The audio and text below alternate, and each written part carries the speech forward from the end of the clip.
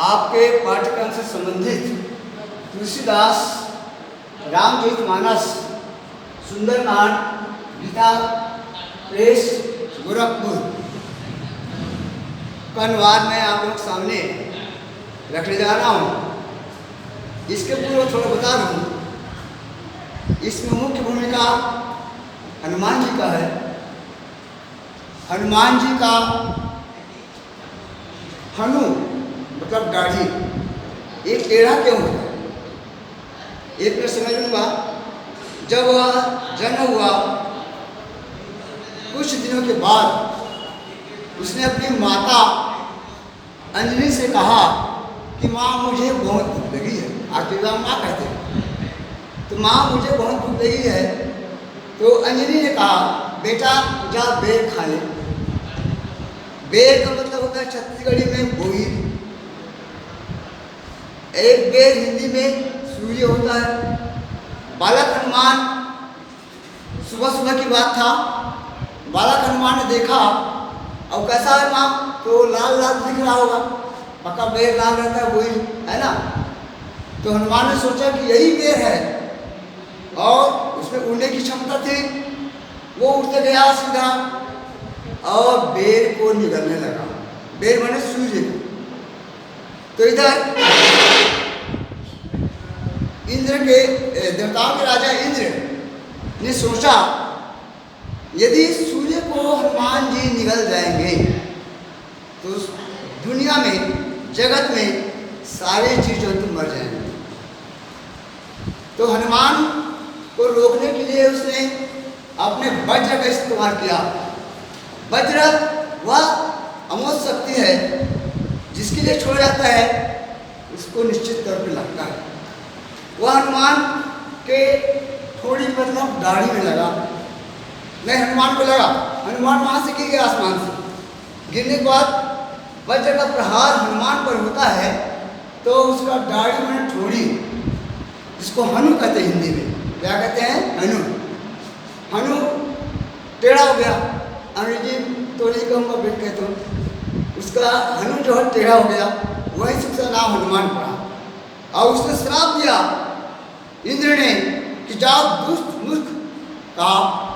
खैर मैं पढ़ाते समय जोश में आ जाता हूँ, अभी कहीं कहीं आ जाऊँगा। जाओ कहे आज से तुम्हें अपने बल का घमंड था, वो बल तुम्हें आज से तुम भूल जाओगे, तुम्हें अपने बल याद नहीं रहेगा। हनुमान वापस आ गया। अब बात यहाँ चल रही है तुलसीदास के रामचरितमानस सुंदरकांड की। सुंदरकांड में हनुमान और सुग्रीव जो बाली के भाई थे और उनके जितने दलबल वानर थे, बंदर कपि, वो सभी के सभी प्रसम पर्वत पे रह रहे थे। कारण क्या है, प्रसम पर्वत में बाली ने सुग्रीव को इतना मारा कि अब वो बच नहीं पाता, इतना मारा था। तो सुग्रीव संसार भर में घुमा, तब भी बाली उसके पीछे पीछे गया। तो सुग्रीव प्रसम पर्वत में जा करके अपने वानर दलों के साथ रहने लगा। कारण ये था कि प्रसम पर्वत में जाने का श्राप बाली को था। यदि बाली वह जाता तो श्राप बस वह जल करके मर जाता, राख हो जाता। इसलिए सुग्रीव वहाँ बचा हुआ था। अब इधर जैसे ही सीता का हरण लंकेश अर्थात रावण के द्वारा पंचवटी से होता है, तो दोनों भाई राम लक्ष्मण खोजते खोजते पहले तो गांव भर में पूछा, लोगों को नहीं मिला। तो उसके बाद जंगल तक में वह एक प्रकार से निर्जुत नहीं कहूँगा, प्रवर्धक जीवित है। हे खग हे मृग हे मधुकर सेनी, देखी तुम सीता मृग नैनी। यहाँ तक कि जंगल के पेड़ पौधों भंवरों मृगों को भी पूछने लगा कि तुमने सीता को देखी क्या, जो मृग के समान नेत्र वाली है। पर किसी ने नहीं बताया। तो दोनों भाई हताश खोजते खोजते ऐसे जा रहे थे। तो वहाँ पर प्रसन्न पर्वत सुग्रीव था, उसको डर था कि कहीं बाली मुझे वध करने तो नहीं आ रहा है। वो दोनों भाई को तपस्वी वेश में थे, दोनों भाई को देख करके 14 के वनवास के समय हुआ था ना, तो दोनों भाई को देख करके उनके मन में भय उत्पन्न हुआ। अब उनका भेद रहस्य जानने के लिए हनुमान को भेजते हैं। हनुमान जाता है, ऐसे ही हनुमान के रूप में नहीं जाता, वह साधु के वेश में जाता है भेद जानने के लिए कि ये दोनों कौन है, कहीं बाली का गुप्तचर तो नहीं है, हम लोग मार डालेंगे। तो वहाँ परिचय राम लक्ष्मण से होता है। उसके बाद हनुमान अपना वास्तविक रूप में आता है और उसके बाद अपने राजा सुग्रीव से भेंट कराने कंधे पर बिठा करके उसको प्रसन्न पर्वत पर ले जाते हैं। वहाँ पर जाने से सुग्रीव के साथ दोस्ती होती है। सुग्रीव का एक तर्क था कि मैं अपने बड़े भाई बाली के द्वारा बहुत मारा पीटा गया हूँ, तो इसको दंड कैसे दिया जाए। इधर राम पक्ष रखते हैं कि मेरी पत्नी सीता का हरण हो गया है, उसको मैं कैसे खोजूं। तो दोनों शर्त रखते हैं, जैसे वेलजली ने भारत के साथ शर्त रखा था। भारत देश को हराने के बाद वेलजली ने शर्त रखा कि सेना आप लोगों का रहेगा, मैंने भारतीयों का रहेगा, खर्च खाना पीना आप देंगे, पर युद्ध करेंगे तो हमारी ओर से लड़ेंगे। वैसे ही राम अपना शर्त रखा कि मेरी पत्नी सीता को कोई हरण करके ले गया, तो सुग्रीव कहता है मेरा भाई बाली मुझे बहुत मारता है। तो दोनों एक दूसरे को वचन देते हैं और प्रतिज्ञा करते हैं कि हम दोनों एक दूसरे का दूर दूर करेंगे। बाली कहता है राम कहता है कि मैं बाली को वध कर दूंगा। तो सुग्रीव कहता है यदि ऐसा आप कर सकते हैं, इतने सारे हमारे वानर सेना हैं, हम सीता का पता लगा लेंगे। शर्त मंजूर हो जाता दोनों को।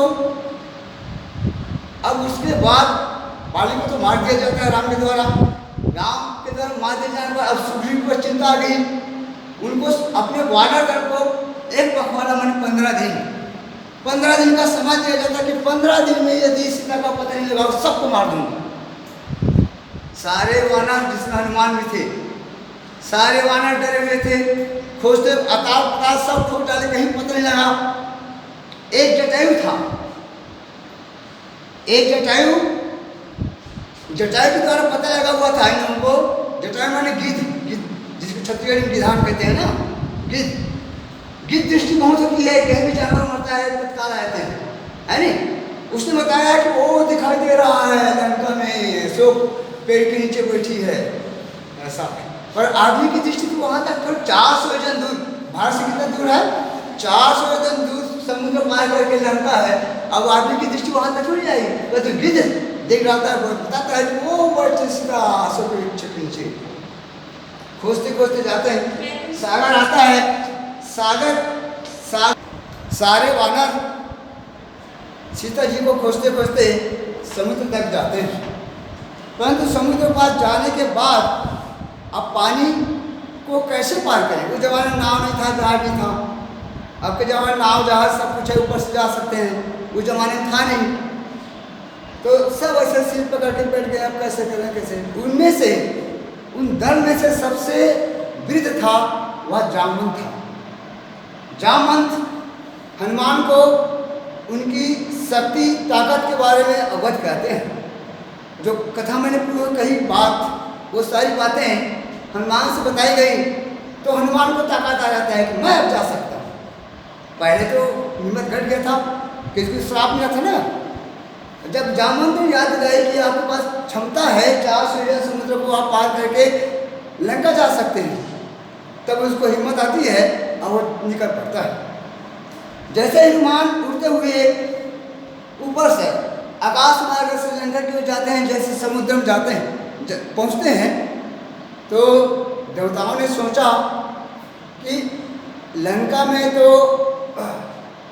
बड़े बड़े योद्धा हैं, भक्त हैं, अब ये हनुमान अकेले जा रहा है, क्या इतने योद्धाओं से हनुमान सामना या लड़ाई कर पाएंगे। तो देवताओं की माता नाग सुरसा को उनकी परीक्षा के लिए भेजा गया। हनुमान की परीक्षा की कि कहा कि हे माता आप जाकर देखिए कि जो प्रभु के काज के लिए लंका अकेला हनुमान जी जा रहे हैं, क्या लंका में जाकर कि वो करतूत कर पाएंगे कि नहीं, पहले परीक्षा लीजिए। सुरसा जाती है, बहुत प्रसन्न होती है, आ हा कहे आज मुझे देवताओं ने बहुत अच्छा खाना दिया है।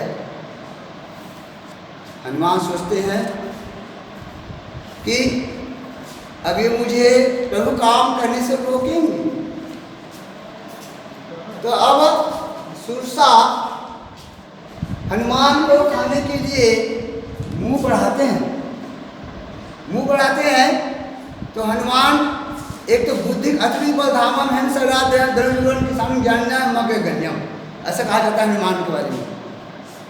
बहुत बुद्धि के निधान थे, बहुत बुद्धि के खान थे।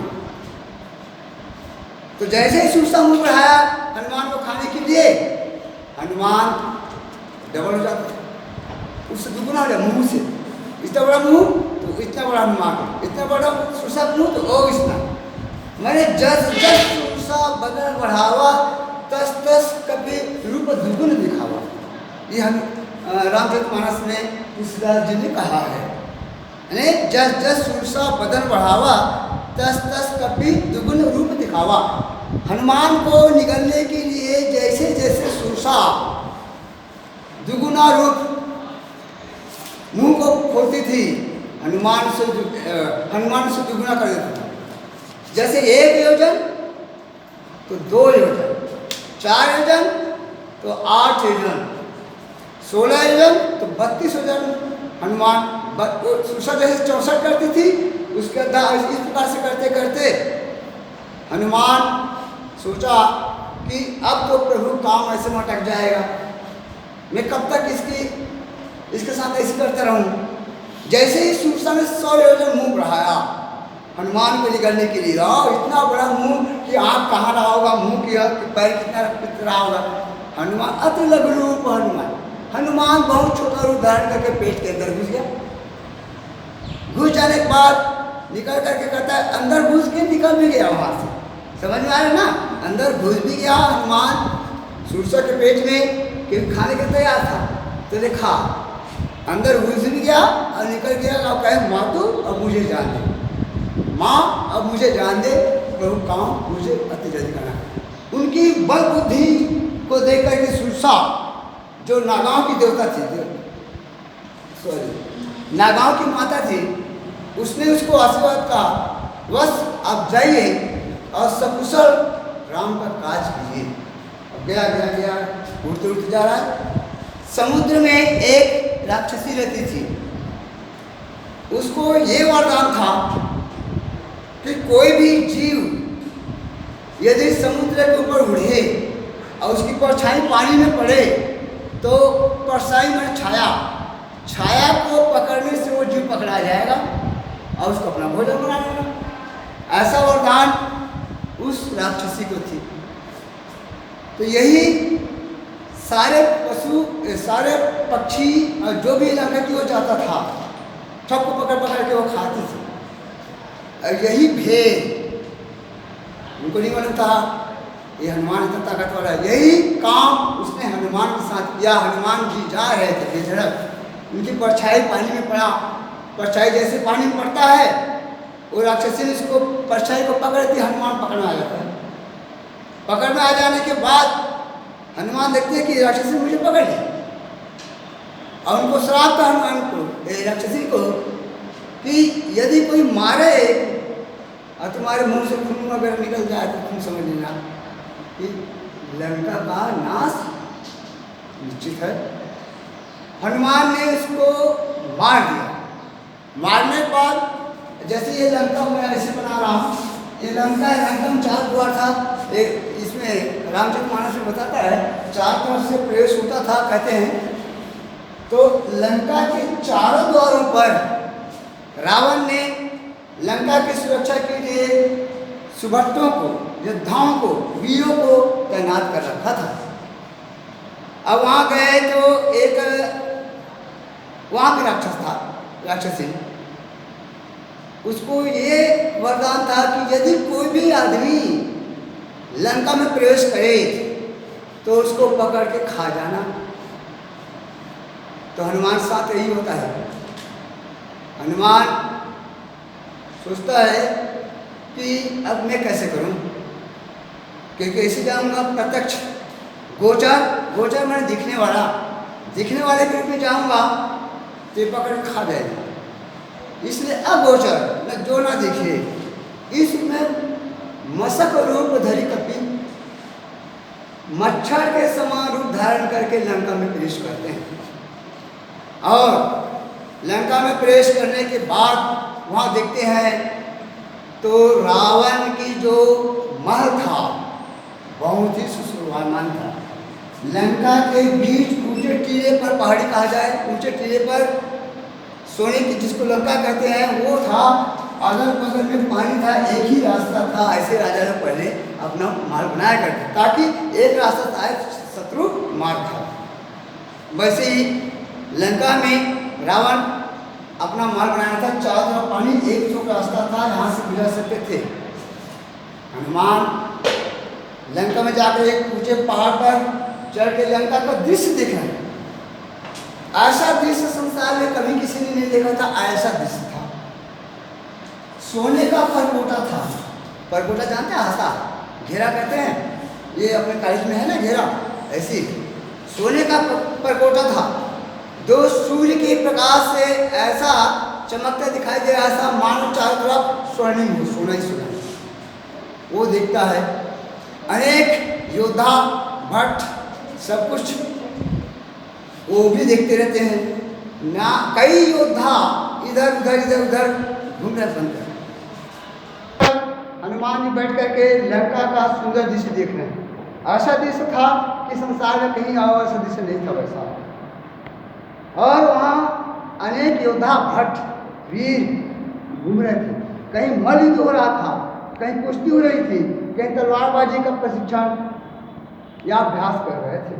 हनुमान सोचते हैं कि इतने योद्धाओं के बीच में कैसे जाऊं, तो फिर वही मशक रूप धारण करते हैं।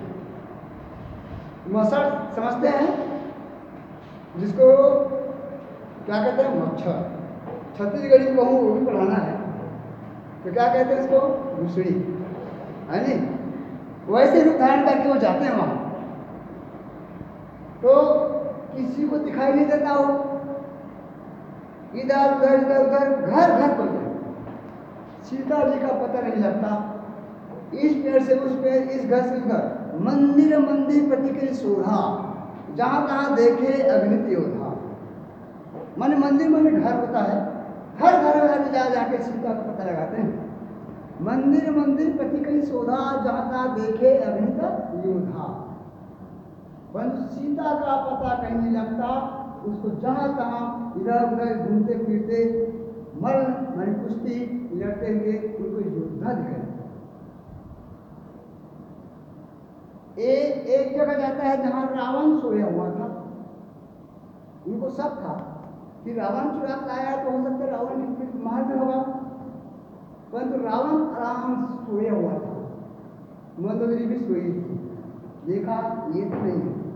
हालांकि हनुमान ने सीता को कभी देखा था ना, मुलाकात काम है नहीं।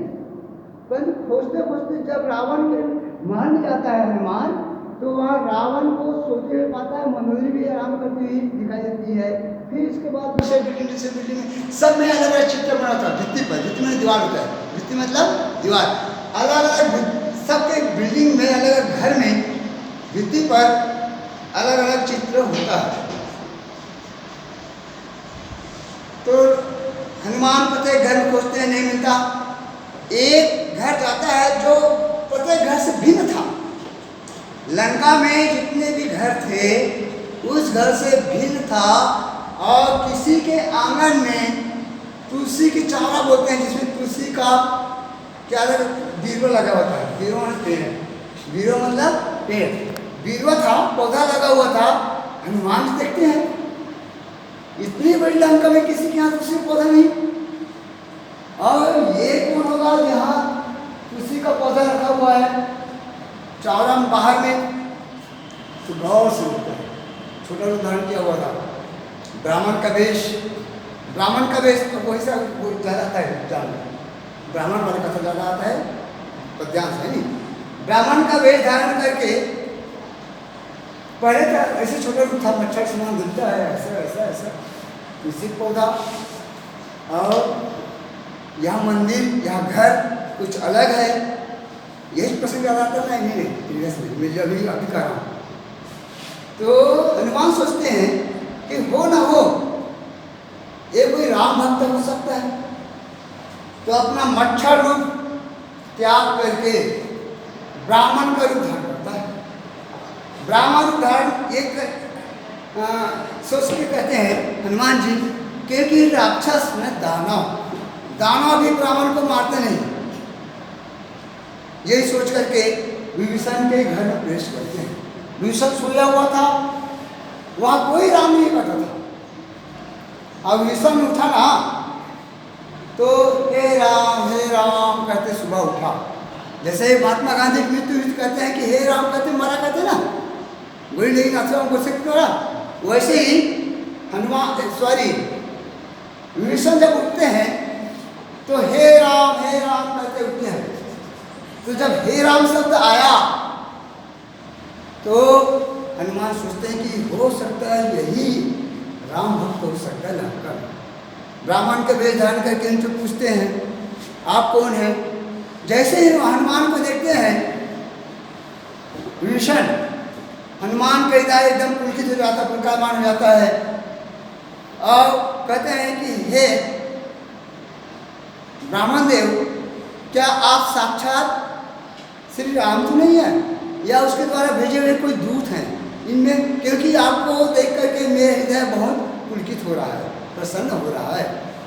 परंतु यहाँ हनुमान को तुमका भेज देना था। लंका राक्षसों की नगरी है, तत्काल भेष बदल के जाए तो कोई भी मारा जाता वहाँ। तो दोनों में बहुत संवाद होता है, इसके बाद मैं चाहे बता दूंगा है नहीं। दोनों में संवाद होता है, भेद खुलने लगता है। तो हनुमान जी कहते हैं उसके दीवार में लिखा था ना रा रा रा रा रा रा रा रा लिखा था।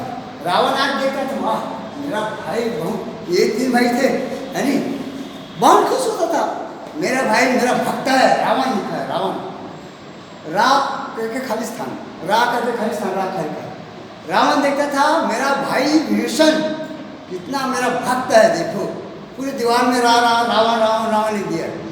और रा का मतलब रावण नहीं था, राम था। क्या था? राम था। तो उसको देखा कि राम भक्त है, दोनों से बहुत वार्तालाप होती है, यही आपको लोग कोर्स में है जहाँ तक मैं तो अभी। तो उसको देख के बहुत प्रसन्न हुआ और दोनों में बहुत संवाद होती है। संवाद होने के बाद विभीषण को पूछते हैं कि ये लंका निश्चर की बस्ती है, राक्षसों की शहर है, राक्षसों का गांव है, तो आप उसमें कैसे रहते हैं? सारे राक्षस हैं, जो गाय बैल भैंस आदमी को खाने वाले हैं, उनमें से आप एक राम भक्त हैं, तो आप कृपा करके बताइए मुझे। तो विभीषण कहते हैं पूछो मत, मेरा यहाँ कैसे रहना होता है। जैसे दो दांत के बीच, एक ऊपर दांत और नीचे दांत के बीच में जीभ है, कभी उल्टा पुल्टा बात के तो कट जाएगा, कट जाएगा, कट जाएगा नहीं। जैसे दो दांतों के बीच में जीभ है, उसी प्रकार मेरा जीवन यहाँ संकटग्रस्त है। जैसे दो दांत, ऊपर वाला दांत और नीचे वाला दांत के बीच में जीभ ठीक स्थिति रहा, ठीक, और नहीं तो बोलते बोलते कट जाएगा, बाहर निकले कटेगा।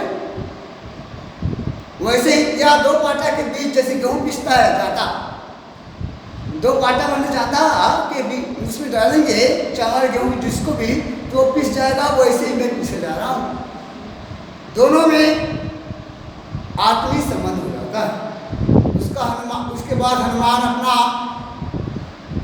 ब्राह्मण वेश त्याग करके असली रूप में आ जाते हैं। और असली रूप में आ जाने के बाद जो राम के द्वारा उनको काज सौंपा गया था, क्या काज सौंपा गया था? सीता का पता लगाना। उसके बारे में विभीषण को बताते हैं और फिर विभीषण भी मान हो जाता है, पुलकित हो जाता है, उसके आंखों से आंसू जाता है।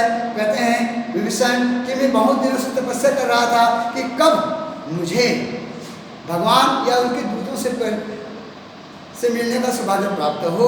आज मेरा अहोभाग्य का है कि आपसे मेरी मुलाकात हो गई। फिर इधर हनुमान भी बताते हैं कि वो पूर्व में जो मैंने कथा बताई, सुग्रीव और राम वाला कथा, वो सारी कथा किसको बताते हैं?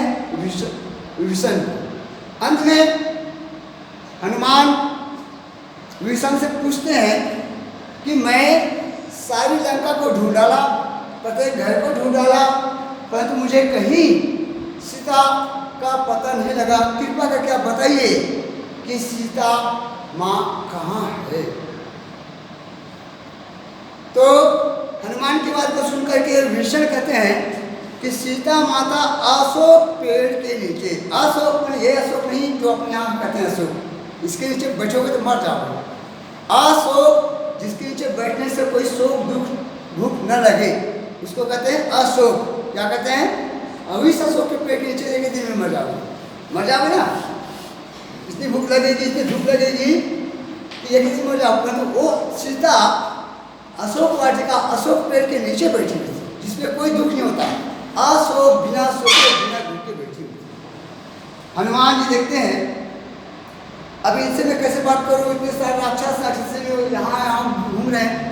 तो हनुमान अशोक पेड़ के ऊपर जाकर बैठ जाते हैं। ये भी आप जान ना, अशोक पेड़ के ऊपर बैठ जाते हैं, छोटा रूप धारण करके मच्छर।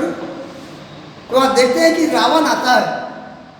रावण आता है, उनको समझाता है कि यदि तूने मेरा कहना 1 महीने के अंतर्गत नहीं माना तो मैं अपने चंद्रहास में इस तलवार से आपको मार डालूंगा।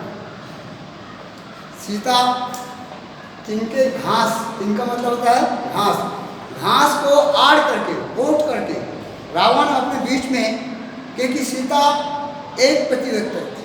कैसी थी? एक पति के सिवा दूसरे पति को कभी देखी नहीं थी, इसलिए रावण से संवाद करती है। तो रावण और अपने बीच में तिनके का आड़ लेकर के बात कर रहे, दुष्ट राक्षस, तू यदि मुझे मारना चाहता तभी मार डाल, 1 महीना क्या समय। और ये भी कहती है कि मेरे पति के रहते हुए तुम मेरा कुछ भी नहीं बिगाड़ सकते। रावण, रामचरितमानस में लिखा है, रावण खिसिया करके अपने चंद्रहास को उठाता है मारने के लिए, परंतु सीता जो है एक पतिव्रती थी, राम भक्त थी, इसलिए इसको तलवार उसके गले पे नहीं मिली। हनुमान नजारा दिख रहा है, हनुमान एकदम द्रवित हो रहा, पर करे क्या, इतने सारे योद्धा हैं वहाँ, है नहीं। और उसके बाद जितनी भी राक्षसियाँ आई थी उसने 1 महीने का समय दिया, और समय देने के बाद अपने मान में रावण चला गया।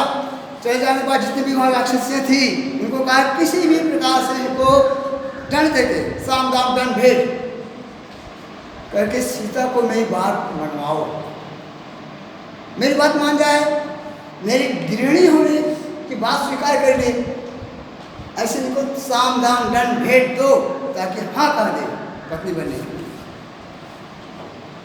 ये भी उसके बाद कितने भी धमकाए चमकाए राक्षसियाँ, सीता नहीं मानी। अंत में एक राक्षसी थी जो राम भक्त थी, जिसका नाम त्रिजटा था, मालूम है? त्रिजटा आती है सारे राक्षसियों के जाने के बाद, उसको बेटी कहती है पहली बार लंका में, है नहीं। किसी ने बेटी नहीं कहा था, माँ भी अभी कहेगा सामने वाला, किसी ने बेटी नहीं कहा था, वो त्रिजटा उसको बेटी कहती है, बेटी वो मत कहे। रावण को मैं 1 महीने का समय दिया है, 1 महीने मैंने इनकी बात नहीं मानूंगा तुम्हारे, ऐसा नहीं हो सकता। त्रिजटा कहती है मैं परसों स्वप्न में देखी है कि प्रभु श्री राम अपने वानर दल के साथ, दल बल के साथ आएंगे, इसके पहले कोई बंदर आएगा यहाँ और पूरे लंका को जला के चढ़ा जाएगा। और मैं जो स्वप्न देखती हूँ ना बिल्कुल सत्य होता है। अभी निश्चित होगा। ऐसे भविष्यवाणी त्रिजटा किसके सामने कर देती है? सीता के सामने कर देती है और सांत्वना दिलाती है। वो भी चले। उसके बाद सीता कहती है कि हे मातु, 1 महीना के बाद मेरे प्रभु नहीं आएंगे राम, तो मुझे मार डालेंगे। इससे अच्छा है कि मैं आज ही मर जाऊं, तो मेरे लिए चिता बना दीजिए और आग ला दीजिए। तो त्रिजटा विदुषी थी, उसमें कोई द्वार कहा जाता है ना, विदुषी थी। वो कहती है कि मैं अब आधी रात को मैं कहाँ से आग लाऊं? इस अच्छा है बेटी आप सो जाए। अब वो भी चली गई। चले जाने के बाद हनुमान अवसर पाता है, कोई नहीं है, न रावण है, राक्षसियाँ है, न कोई नहीं है। हनुमान के हृदय में सीता की दरिद्रहीनता, शारीरिक दृष्टि को देख करके बहुत दुख हो रहा था। सीता कैसी हो गई थी? एक 2 महीने 2 महीने 64 दिन ऐसा कुछ नहीं लंका में, जो भी हो। तो उतने दिनों में लोग बाग रोज नहाते, रोज कंगी काटते ना बालों को। वो न तो नहाई थी, न कंगी काटी थी, न कुछ नहीं, बस राम नाम जपते अशोक पेड़ के नीचे बैठी हुई थी। तो इसकी शरीर कैसी हो गई थी? ठेठरी छत्तीसगढ़ी जानते हो? सुने हो ना, नहीं देखे हो तो। ठेठरी के समान ऐसा हो गया। और उसके बाल बिना कंघी काढ़े, जिसको कुछ भी कहते हैं हिंदी में, वो भी जैसे किसी का लट बन जाता है, लट वैसे हो गया था। कपड़े मलिन गंदे हो गए थे। कपड़े कैसे हो गए थे? गंदे। उनकी दशा को देखकर हनुमान को बहुत दुख हो रहा था। जब सारे राक्षसियाँ चली गई तो हनुमान को राम ने मुद्रिका दिया था ऐसी, इसमें मेरा नाम अंकित है, इसमें भी रहा है, उसमें भी रहा होगा, है नहीं? तो हनुमान को पहचान के लिए कि तुम्हें कोई जानता नहीं वहाँ और सीता को विश्वास होगा नहीं, उसने ऐसे छल्ला डाल दिया ऊपर से, अशोक पेड़ के नीचे से। तो सीता देखती है और उसी समय अशोक पेड़ से वो आग मांगी थी। अशोक पेड़ का किसला है, मैंने कोपले में लाल लाल पत्ते हैं, है नहीं? जैसे का प्रसाद कोपले किसला कहता है, तो कोपले लाल लाल दिखाई दे रहा था। तो हो अशोक पेड़, आप दुनिया में अशोक में दुख नहीं देने वाले हैं, तो मुझे भी आप अग्नि प्रदान कीजिए ताकि मैं अपने शरीर को जला दूं और मेरा दुख नाश हो जाए। ये हनुमान सुन रहा था ऊपर में। तो उसी समय छल्ला को डाला। छल्ला को देख करके सीता उठा लेती है। उठाने के बाद सोचती है कि ये कहीं राक्षस लोग तो माया से नहीं बनाए हैं। फिर सोचती है कि ऐसा छल्ला माया से बनाया नहीं जा सकता, सिर्फ और सिर्फ संसार में राम के पास है, माया से बनाया नहीं जा सकता। ऐसा उठाया और ऊपर से हनुमान में बंदर का आवाज आ रहा था, पर दिखाई नहीं दे रहा था, है नहीं? आवाज तो आ रहा था। तो उसने कहा मेरे श्रुति को, कान को सुंदर लगने वाली आवाज कहाँ है, कौन है, प्रकट हो जाओ भाई। सीता ने कहा, हनुमान ऊपर से बोलता था मातु मातु मातु माने माँ, है नहीं? पर दिखता नहीं था अशोक पेड़ से। तो कहा मेरे श्रवण को, कान को सुंदर लगने वाले ये आवाज कहाँ से आया, वो प्रकट क्यों नहीं होते? हनुमान आया, मातु बोले। पहली बार माँ उसने कहा, एक बार बेटी किसने कहा था? त्रिजटा ने, है नहीं? पहली बार माँ लंकन कौन कह रहा है? हनुमान। मातु कहे मैं राम का दूत, राम का भक्त हनुमान, भक्ति बढ़ाए मेरा, है नहीं? तो सीता को लगा कि पहली बार मुलाकात हो रही है हनुमान और सीता, ये राम का दूत कैसे हो सकता है? क्योंकि सीता के गुम हो जाने के बाद उनका मिलन हुआ था ना प्रसन्न रथ पर, तो सीता को विश्वास नहीं हो रहा था। तो हनुमान कहता है कि बहुत जल्दी हमारे प्रभु आने वाले हैं, यहाँ आपको लिवा कर जाने वाले हैं। तो सीता को विश्वास नहीं हुआ, इतना बड़ा बाण है और ये लंका में इतने बड़े बड़े योद्धा, ये लोग कैसे जीतेंगे? तो सीता के मन में जो डाउट था, शंका था, सीता प्रकट करती है कहती है, बताओ बस, जब उसने माता कहा तो बेटा कहा, बस मैंने बेटा होता है नहीं, बताओ बस राम के दल में इतने ही बड़े बड़े वानर हैं, कपि हैं क्या, और तुम्हारे जैसे इतने हैं क्या, मैंने छोटा सा था हनुमान। तो सीता को सब बोला, तो इतने बड़े रावण, मेघनाथ, उनका इंद्रजीत कहाँ लगे, इंद्रजीत मतलब सबको मार डालने लगभग, रावण का पुत्र है नहीं, और यहाँ कुंभकर्ण सबको खा जा, छिंगना सोने वाला, क्या इतने बड़े बड़े वानर जीत ये लोग जीतेंगे। तो उनको सब कोई पूछा हनुमान को, नहीं कहे मुझ जैसे योद्धा बहुत है। तो सीता के विश्वास में तू जैसे होता इतना बड़ा कितना होता है, तो अपना विकराल रूप दिखाया, बाप है हनुमान अपने विकराल रूप दिखाया माँ सीता को ऐसे। तब सीता को विश्वास हुआ।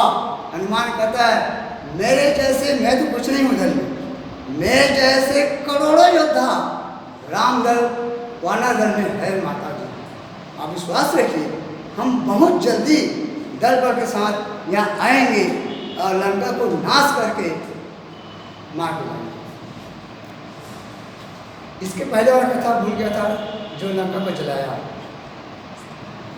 हनुमान ने कहा अपनी माता सीता से, माता मुझे बहुत भूख लगी है, यहीं पर उसने पूरी लंका को जला दिया। जलाया नहीं, बगीचा गया। सीता माता कहती है कि आपको खाना है तो उद्यान में बगीचे में चले जाइए। वानर चंचल स्वभाव के होते हैं। वानर हनुमान बहुत बुद्धिशाली था, वो गया, वहाँ रावण के बेटा अक्षय कुमार था और बहुत सारे योद्धा थे। वो खाया कम, फल को तोड़ा ज़्यादा उसने, और मार डाला कई लोग। जो बचे हाय हाय करते रावण पास गए, कहे कि आपके बगीचे में एक वानर आया है जो इसने रावण आपके बेटे के अक्षय कुमार को मार डाला। तो उसने और बहुत सारे योद्धाओं को भेजा दूसरे बार में। पहली बार गया तो अक्षय कुमार मारा गया, दूसरी बार और भेजा बहुत सारे योद्धाओं, उनको भी आते ही देखे कि क्या करके पेड़ को उखाड़ के मारना, फूटना, ढूंढना। जो दो चार बचे वो फिर रावण के पास दौड़ते दौड़ते गए और बोले कि नहीं, वो जो वानर आया है साधारण वानर नहीं है, बहुत योद्धा मान है, सब लोगों को मार डाला। हम 2000 बच्चे हाथ पैर टूट के गए इस बार। भगवान सोचता है आज तक राक्षसों को मारने वाला वानर आ गया।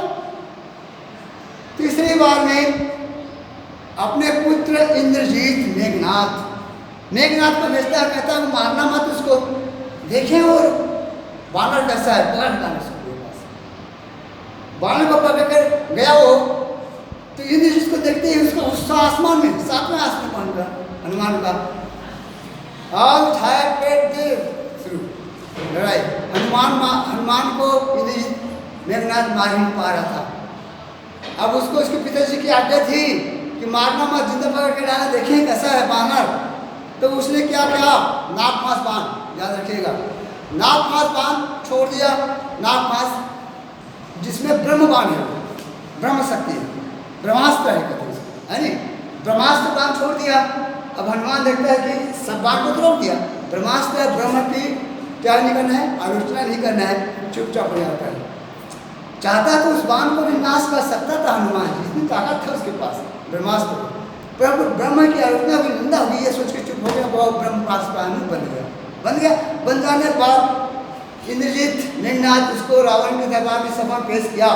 तो क्या करता है रावण, अपने कुर्सी पे बैठा यहाँ और उसको बानर हनुमान को जमीन में देखता है, ये बानर मुझे बानर समझ के जमीन में अपने कुर्सी पे अपने पूंछ को इतना बड़ा बढ़ाया कि वो रावण से भी ऊंचा हो गया। ऊपर नीचे बात करो। अब देखा रावण इतने सारे योद्धाओं के बीच में अकेला आया है और इसके नेत्रों पर, चेहरे पर कोई डर का संकेत नहीं है, कोई ना कोई होगा, कुछ तो होगा, है नहीं। तो उसने क्या किया, मारने को तैयार हो रहा था। तो उसका भाई आता है अपने बड़े भाई रावण को समझता है कि दूत को मारने जाता, ये दूत को समझाने आए, सीता को वापस भेज दो कहने आए, इसको मारो मत। तो रावण अपनी सभा में कहता है कि हनुमान बंदर की ममता पूंछ पे होती है, किसमें होती है? पूंछ पे होती है। तो लंका के जितने भी कपड़े हैं उसको ला के पूंछ में बांध दो और तेल लगा दो, आग लगा छोड़ दो, अपने मालिक पास जाएगा, इसकी नाक कटेगी। तो सारे लंका के कपड़े को ला के बांधा गया। बंदर कितना बड़ा होता है, और हनुमान बुद्धिमान था। जब कपड़ा पूंछ में लपटा गया तो अपना पूंछ को बढ़ाते गया कपड़ा कम हो गया। अलग पलट लंका जारी, मैंने हनुमान उलट करके लंका को जला दिया, और जलाने के बाद सारे सोने की लंका कहते हैं। सोना कैसे हुआ? मैं टीकाकार था, आप लोग मुझे टीकाकार नहीं है। सोने की लंका कैसे हुआ? खैर वो मत जाए, आप लोग पाठ्यक्रम में साथ चला ज़्यादा नहीं। सोने की लंका कैसे हुआ? सोना मतलब ऐसा सोना नहीं है जैसे गोल्डन है नहीं, ऐसा सोने की लंका नहीं था। अभी मैं बताया परमोटा सोने का था, वो भी नहीं था। सोने की लंका का मतलब होता है संपूर्ण वैभव साथ वहाँ के लोगों का जीवन, कोई कष्ट नहीं था। ये होता है सोने की लंका। कभी भी आप टीका करेंगे ना तो सोने की लंका तो लिखा है ये रामचरितमानस में, परंतु सोने की लंका नहीं। सोना मतलब वैभव, सुख संपदा के साथ वहाँ के लोगों का जीवन चल रहा था। वो सोने की लंका को जला दिया और वहाँ से वापसी आया।